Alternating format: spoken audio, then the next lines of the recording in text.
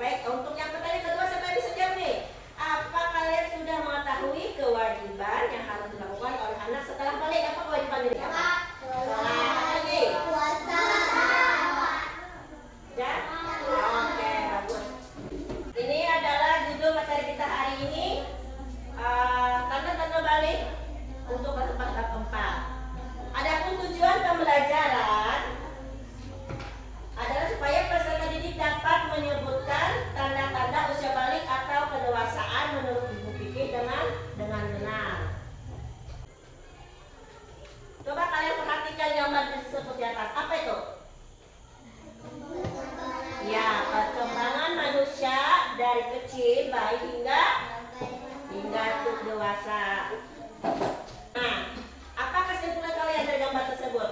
Ada bisa yang mengemukakan? Ada yang bisa mengemukakan depan? Ya, apa kesimpulan dari gambar tersebut tadi apa?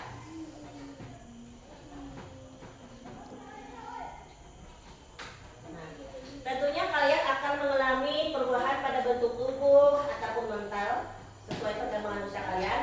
Di sini kita akan belajar tentang tahap perkembangan manusia yang sangat penting sebab berhubungan dalam kewajiban menjalankan syariat agama, yaitu usia balik atau kedewasaan. Pengertian balik, secara bahasa balik berarti sampai. Menurut istilah balik ialah kedewasaan bagi seorang muslim. Bagi laki-laki ditandai dengan antara lain keluarnya mani atau mimpi basah. Bagi perempuan ditandai dengan keluarnya haid atau menstruasi. Balik menurut ilmu fikih yang pertama ialah mimpi basah. Mimpi basah suatu saat kalian akan mengalami hal tersebut, biasanya terjadi ketika usia kalian 9 tahun atau lebih. Apabila mimpi basah itu terjadi, maka kalian bukan anak lagi atau tergolong balik atau dewasa. Mimpi basah juga dapat terjadi pada anak perempuan melalui mimpi basah sedang berhadas, maka disebut dengan junub. Agar suci dari hadas besar, maka kita wajib mandi junub ya. Tahukah kalian air yang keluar waktu mimpi basah apa disebut tadi? Ya, air mani atau sperma. Kedua, tanda-tanda balik menurut ilmu fikih ialah haid atau menstruasi. Itu terjadi kepada anak perempuan. Biasanya tanda-tanda tersebut tidak pasti datangnya. Baik itu ketika kalian sudah kelas 4, kelas 5 dan kelas 6. Untuk itu bersiaplah menyambut dengan ilmu dan mental yang kuat. Jadi sebelum kita mengalami hal tersebut, kita harus mempersiapkan diri dulu. Ya, tanda balik yang ketiga ialah berumur 15 tahun. Sempurnanya berumur 15 tahun bagi anak laki-laki dan perempuan. Dengan berdasarkan kalender Hijriah, anak laki-laki dan perempuan yang sudah mencapai usia 15 tahun, ia telah masuk usia balik meskipun sebelumnya tidak mengalami tanda-tanda balik lainnya. Jadi walaupun kita tidak mengalami hal-hal yang ibu bilang tadi, tapi sudah menginjak usia 15 tahun berarti dia balik atau dewasa. Nah, sini masih semangat ya belajarnya? Nah, untuk biar lebih semangat kita nyanyi lagu ya. Kita akan membawa lagu untuk jadi semangat, yaitu lagu Rukun Islam ya. Tapi untuk nadanya belum penerima ya. Kalian iringi sama-sama. 1, 2, 3. Rukun Islam yang 5, syahadat, sholat, puasa, zakat untuk siapa, haji bagi yang kaya, siapa tidak sholat dan celaka di akhirat, siapa tak bayar zakat oleh Allah dilaknat. Nah, tadi kita sudah membahas mengenai hal-hal yang menyangkut masalah balik. Sekarang larangan bagi orang yang berhadas besar. Yang pertama, sholat, sujud tilawah dan sujud syukur, tawaf, membaca Al-Quran, menyentuh Al-Quran dan bawa Al-Quran, terus berdiri berdiam diri di masjid. Jadi itu adalah larangan-larangan bagi kita yang sedang berhadas besar. Ada yang tahu doanya? Sebelum kita melakukan aktivitas tersebut, kita doa mandi wajib. Ada yang hafal?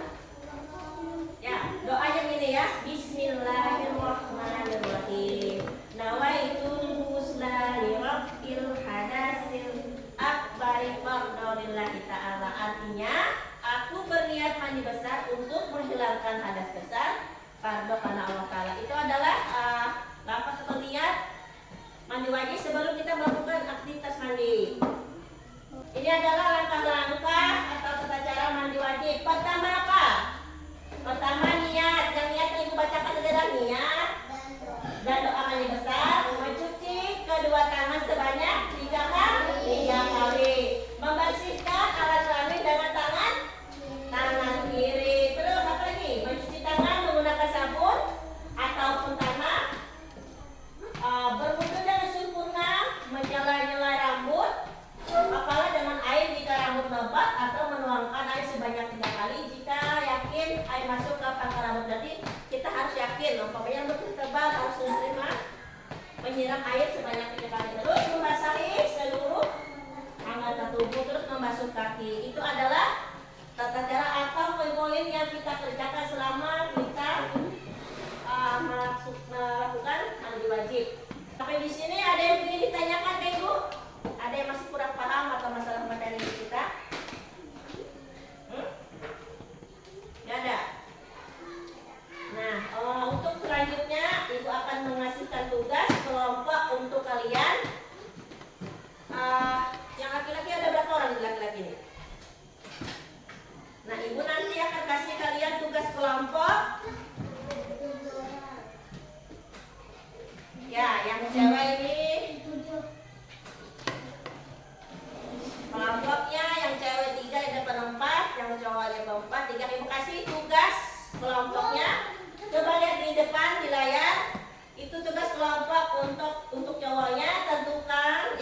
Tentukan orang yang akan diwawancarai. Buatlah pertanyaan tentang mimpi basah yang pernah dialami. Pokoknya kalian menanyakan kepada kakak kalian. Untuk tugasnya nanti minggu depan kita akan kumpul di materi selanjutnya. Untuk tugas kelompok sudah Ibu bagikan dan Ibu sudah tentukan orangnya. Sekarang kita melanjutkan tugas individu atau perorangannya. Yang peserta didik Ibu sudah bagikan ya untuk lembar kerjanya. Ibu kasih waktu 10